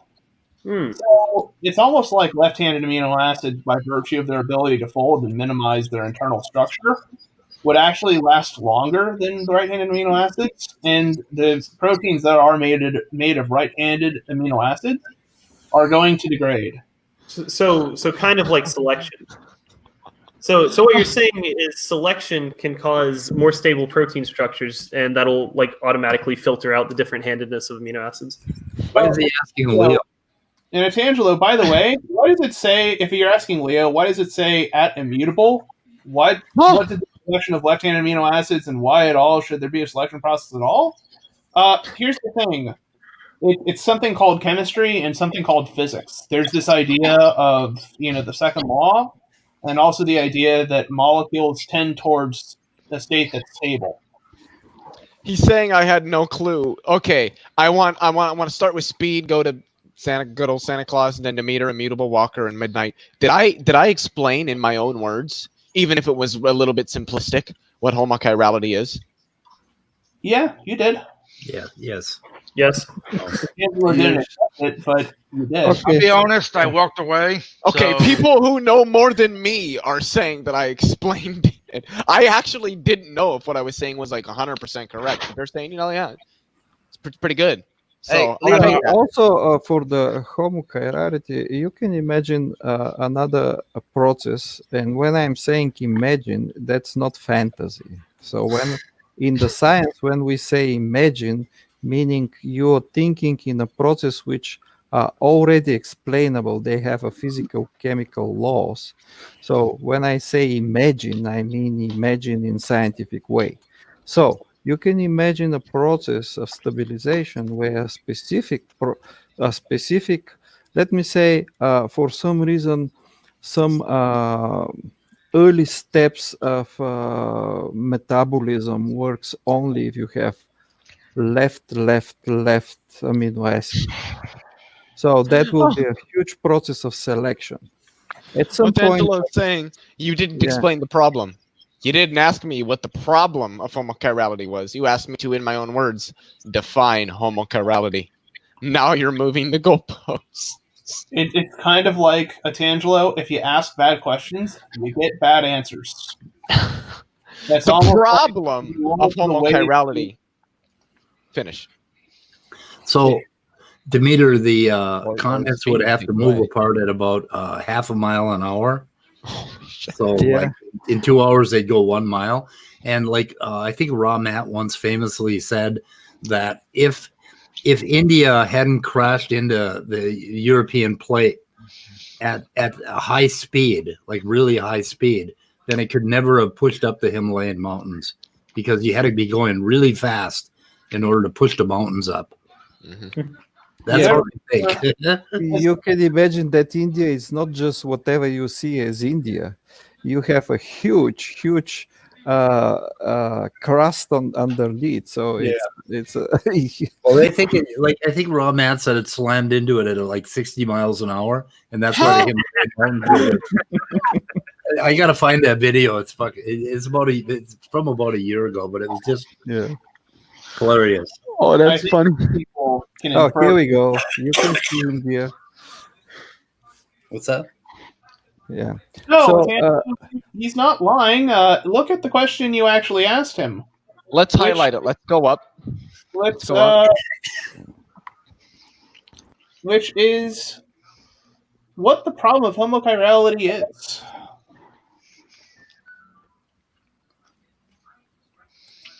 Where is it?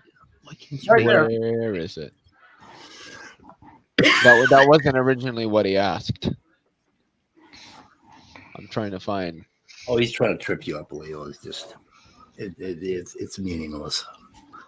It really is. So what if Leo doesn't know? Leo's our Well, I know physical- what the homochirality problem is. It's that why RNA are and you DNA are single-handed, and according to Otangelo, we don't know why.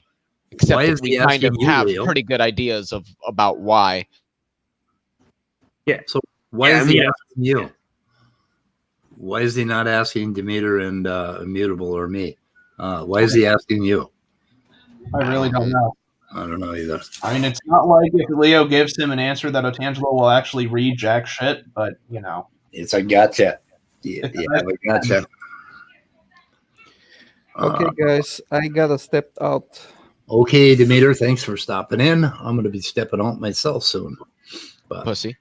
good night. Who's a pussy? You speed. You little Pussy fucking willow. bitch. I'm a pussy willow. I am a pussy. Well, time to go, fellas. Time Nope. to pack it up. Evolution is over. They won. Yeah. Yeah, they I'm won. going to pack out, and since Otangelo has nothing new to, since has nothing to contribute Yeah. to the conversation. He said I'm not answering the question, but I literally just did. Like, just showing that what Immutable said. What the fuck? He really Oh. left? He So really what- left? What the fuck, dude? Who Wasn't left? expecting him to actually leave. Immutable left? Yeah. Why? I don't know. Because Otangelo was boring him, and so are you. I'm joking. Oh my goodness. I probably am boring Otangelo because I'm answering his questions succinctly, and then he's saying that I didn't answer them when I So did. Orge went over to Neff's stream. Neff has a picture of a mountain, and Orge is attracted to mountains. Yeah, Orge likes those mountains, guys. He fucking loves them. He has a sort of a strange There attraction. was the Wizard of Oz. This one because Oh, I'm gonna see that one. Oh, Nephilim has a because live of the wonderful stream. things he does. Nephilim was trying to get me into Nephilim? one of his, he was trying to get me into one of his live streams. We were talking about atheism or something, and I forget what the fuck it was, but I opted out.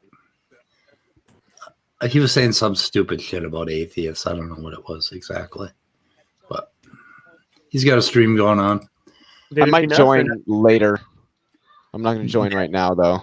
I don't like Neffy streams. He overtalks too much, and he just goes on and on too long, and it just kills you. Yeah, he monologues.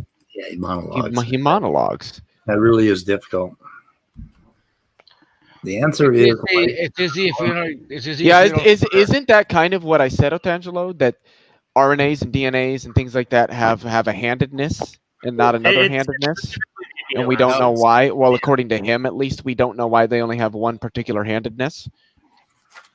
Yeah, it's Like, it's God is left-handed. It's because there's a chiral carbon center where like the R group attaches, right? Because on one side you have the like amine group, and on the other you have the carboxylic group.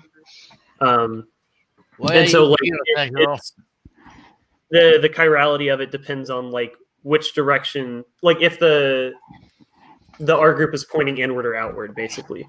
That's what it means by left or right-handed. But that's, I think, amino acids and like why only left-handed amino acids were assigned to codons is what he's talking about by like the problem with homochirality. I just don't think it's really much of a problem anymore. So Leo and Walker, would you two guys do me a little favor? What's up?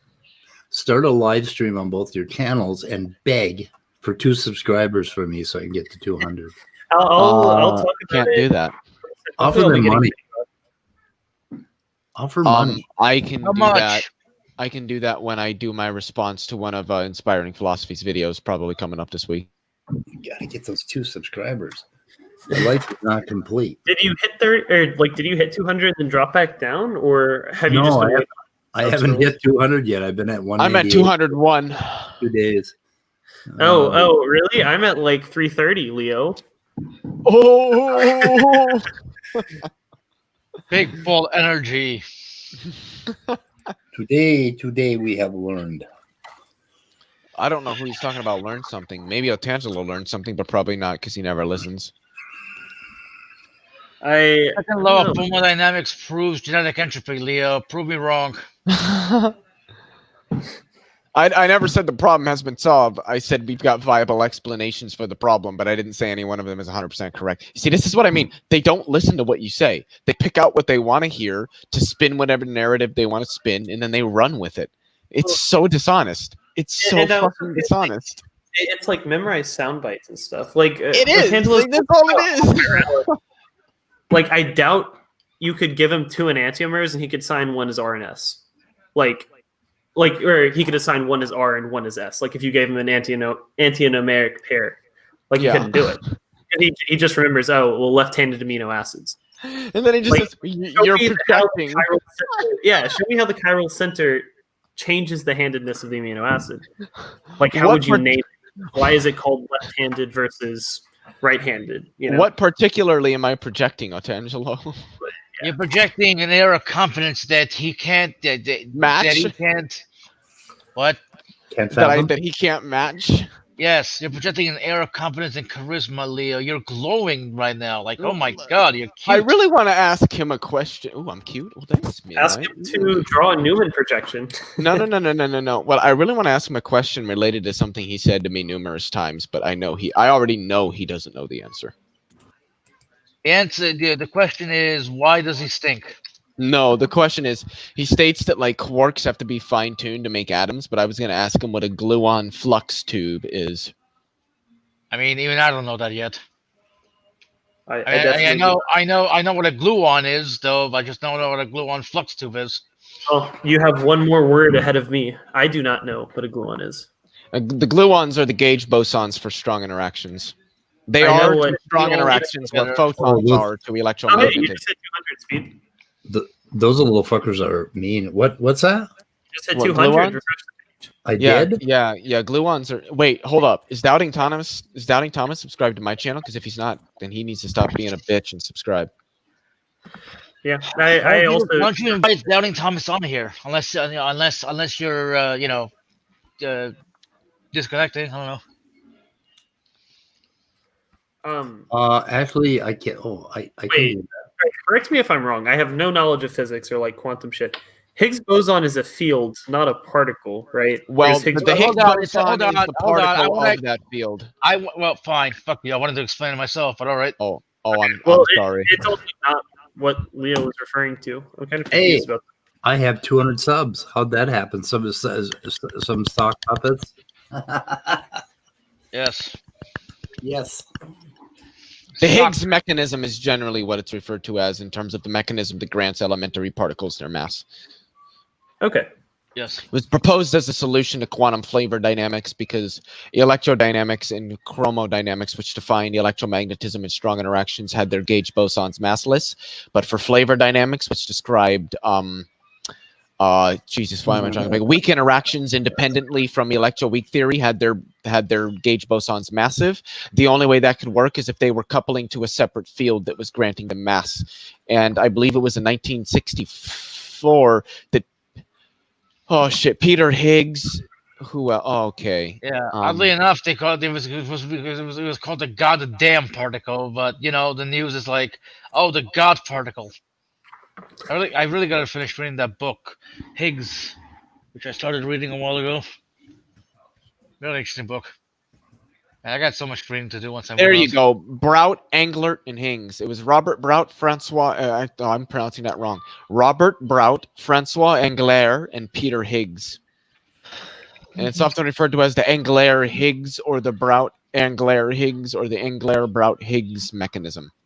And it's what grants all fundamental particles that have mass their mass.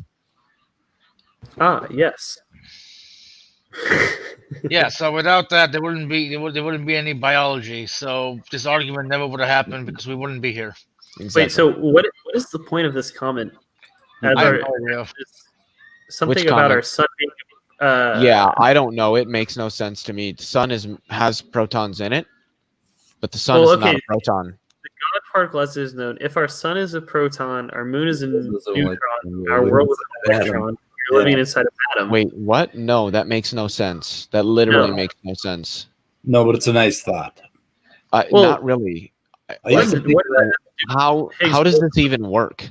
when I was a little kid, I used to think that all the time. I loved it. When I was a young just lived boy, in, my Jacuzzi and father world. took me into the city to see a marching band. That was when I literally had access to about 3 books on chemistry. And Yeah, they were pretty weak. Okay, Stephanie said it's a joke. Awesome. Okay. Cool. Yeah. I was very hoping confused. so because It's a joke. what was originally said. I'm just looking at this like, what the Stephanie's fuck always is messing this? with. She's always messing with their heads. It sounded. Hold on, give me a second here. It sounded like something, and my camera might drop down a little bit. That came out of this book. I bought this book thinking it was going to be legitimate, and this is the dumbest fucking book I have ever read in my life. What is this? What is it? Look at the fucking screen that I'm showing you. Okay. The undiscovered universe introducing null physics. Wow. Okay, I am interesting. Do not buy it. No, I'm just gonna tell you right now. It's the dumbest fucking thing. You will read this and get like 2 chapters in and be like, literally, not what the fuck is this? It's dumb. It's really dumb. Hold it up again so I cannot buy it. I can't hold it up again. I just put it back under my laptop. I don't want to pull it back out. That sounded so wrong, Leo. I mean, it's already in there. I don't want to pull it back out. So what is this? God, there's some dude who has a new theory of time. Not juxta, but what the hell is it? He thinks that it's flowing both ways out of the Big Bang. No. What the hell's his name? I would have to. I have it in my history, but it was a really kind of a real interesting guy. It was some weird new theory of time. I can switch to me, and I can look at history. Maybe the Genesis flood. Is everybody really? What the Does fuck? anybody subscribe to Star Talk? No. Neil deGrasse Tyson talks about all sorts of things. You guys look it up what you want to hear from him, I guess. I obviously I have a great amount of respect for NDT, but I do tend to go for people that don't sensationalize the science like he does. It's one of the reasons why you'll never hear me cite Michio Kaku, because all he does is sensationalize the science. I'm not into that. Tell me what the science is as the science says that it is. Don't tell me what you want it's to be in some mystical, magical, ethereal sense. I don't want that. But I You also- want to make it fun, so it won't be boring. Yeah, Yeah, but well, to I mean- me, learning what it is fun. Like learning what it's not because you mystified it to the point that it seems like it's just fucking magic is not fun. Then look But up those things. But if you science want to is have magic. fun with it, Leo, don't you know that science is magic? Yeah, oh, totally, Science- 100%. Science is just magic that creationists I don't can't find understand. What was I gonna say? What were you gonna Oh, say? yeah. Well, I think there's a place for like the people who sensationalize science. Like I agree, it gets kind of annoying, but Well, also Tyson it is really entertaining to listen to. I saw him in person once, Who? and he is really fun. I shouldn't say he doesn't sensationalize the science. I don't follow Star Talk. Who is the one guy who helped one discover gravitational waves, and then two was like the guy behind the interstellar black hole? He works at Caltech, I believe. What, Sean Carroll? No. I don't know. You'd recognize his name. Who's that now? What did you? I didn't hear the question, Walker. Like the physicist that was helped like Interstellar be like more or less accurate, at least like physics wise. Nope. Don't Kip know. Thorne. Who? Kip Thorne. He's Oh, like the one physicist person that I've met, like famous physicist person that's been the on TV and closest shit. I can get to saying I've ever met a famous physicist was like a 3 email exchange I had with Sean Carroll on entanglement. Yeah, it counts. Leo, I've also, what? check this guy out. I'll put it in chat. It's a YouTube. What the hell is it? Julian Barbour on the Janus point, a new theory. Of What? I don't know The what it Jan- is. It's called the Janus point. The I Janus don't think this is even something. Let me just Google this instead of watching the video. I just started listening to a few minutes of it, and he sounded pretty fascinating. Because we need some new pictures of space time and reality. I think. Well, not really. I think we need some new math. At the quantum level, yes, but otherwise, no. We're just fine. I think we got a long ways to go. We got a little ways to go. Anyway, it's that guy, Julian Barbour. I don't know what this is. Cosmos, consciousness, meaning. I don't know. That's closer to truth. It's pretty good. I just wanted to know. Anyway, I thought it was interesting. Has anybody seen the oldest galaxy from Hubble? Yeah, what was that? I have. I don't remember what it's called or how old it is. I saw the headline. Tell us about it. I think it's on Star Talk. Oh, it is. Or not Star Talk, but what was it? Seeker. That's what I meant. The Seeker channel on YouTube. Oh, GN-Z11. I believe is what it's called. In Ursa Major. I am subscribed to that. Yeah, 32 billion light years away. It's pretty fucking far. Holy shit. It's almost 10 billion parsecs. Because the universe is stretching. It's farther than or older. I mean, farther the years than the age of the universe. Mhm. Light years. Wait, So I didn't know creationists and ID people don't really understand that, but either. I thought parsecs was just like a word that Star Wars made up. No, parsec stands for parallax second. Yeah, it's a thing. No, The more you know. it's equal to about 3.26 light years. 1 parsec is. I was not subscribed to. If you give me just a quick day here, I can tell you precisely what a parsec means because I can't ever remember it right off the top of my head. Wait, so what's the point of having parsecs as a different unit of measurement if it's so close to a light year? It's not. 3.26 light years? Yeah, 3.26 light years. One light year is about 5.88 trillion miles. Yeah, well, that's what I'm saying. Like, okay, you could say it's 6 parsecs, or you could just say it's like 20 light years. I mean, you could, but light years. I mean, when you're talking in terms of billions, it's just easier to talk in terms of parsecs, megaparsecs, and gigaparsecs. Why don't you just say mega light years? Why didn't they make that a thing? They do. What? Why? Walker, quit being a little bit. It's the difference between meters and kilometers.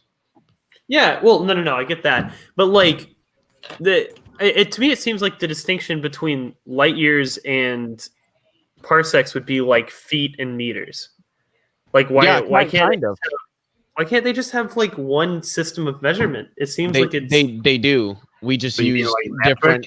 We just use different measurements at different distances because it's easier. And by the way, a parsec is the distance from of the Earth from the Sun at which the radius of the Earth or of the Earth's orbit subtends an angle of 1 second per arc. Ah, yes, of course, incredibly intuitive. So if hold on here, I can make it really intuitive. No, you're good. No, hold on here. I'm sharing my screen. Well, I'm sharing my screen, Immutable. Or Speed. What? Oh, well, this is the parsec. The oldest galaxy thing I was talking about wasn't Seeker, it was sci-fi or sci-show space. It's in the description, to be clear. So X in this picture, hopefully Speed's got it shared. In this picture, X would be a parsec.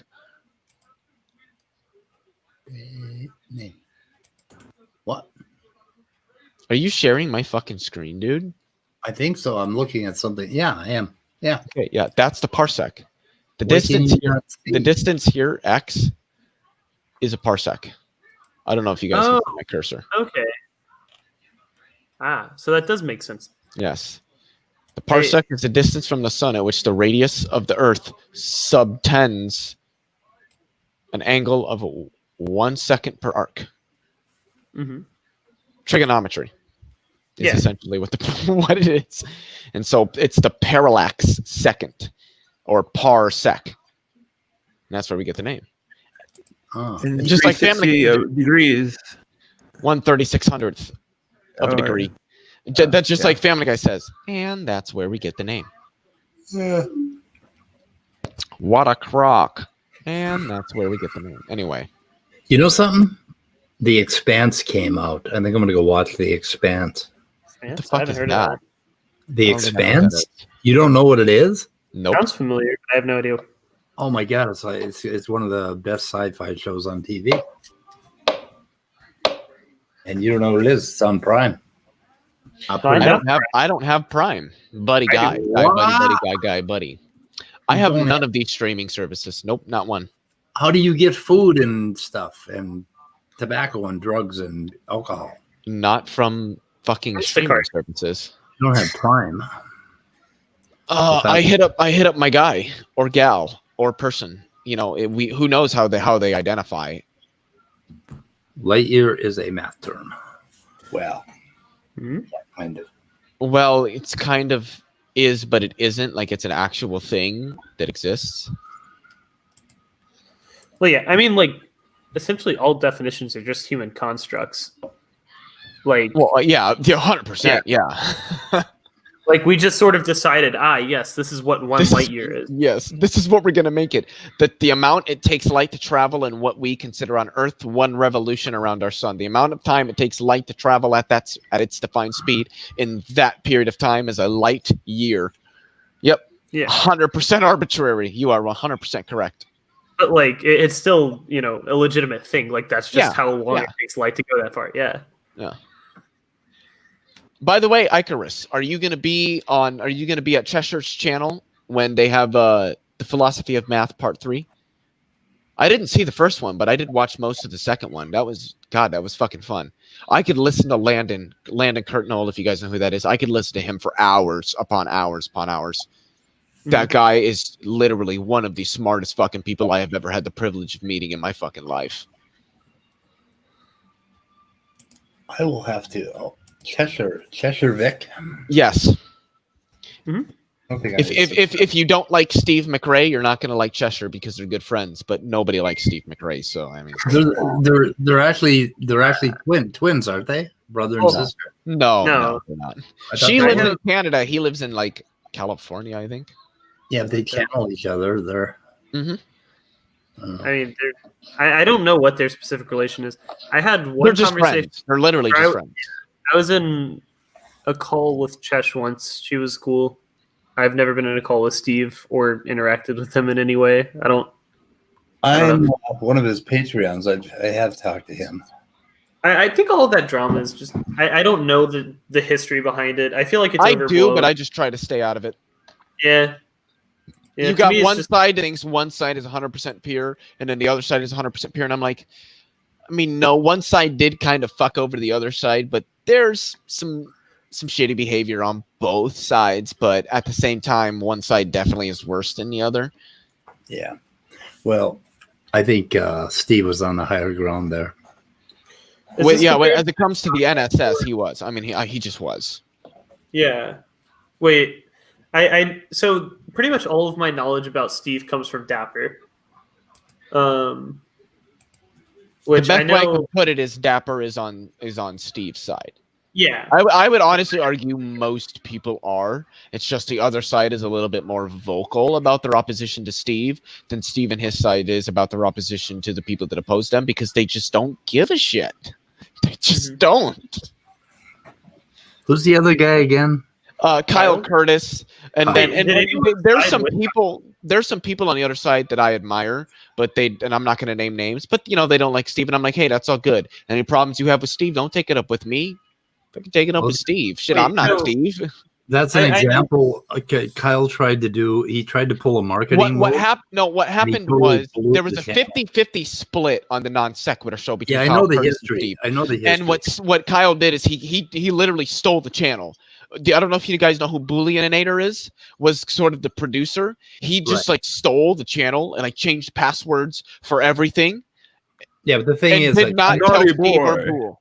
Okay, Kyle was trying to make a marketing move, and he totally fucked himself. Well, it wasn't that he was trying to make a marketing. It was a marketing move. It really wasn't. He just kind of stole the channel.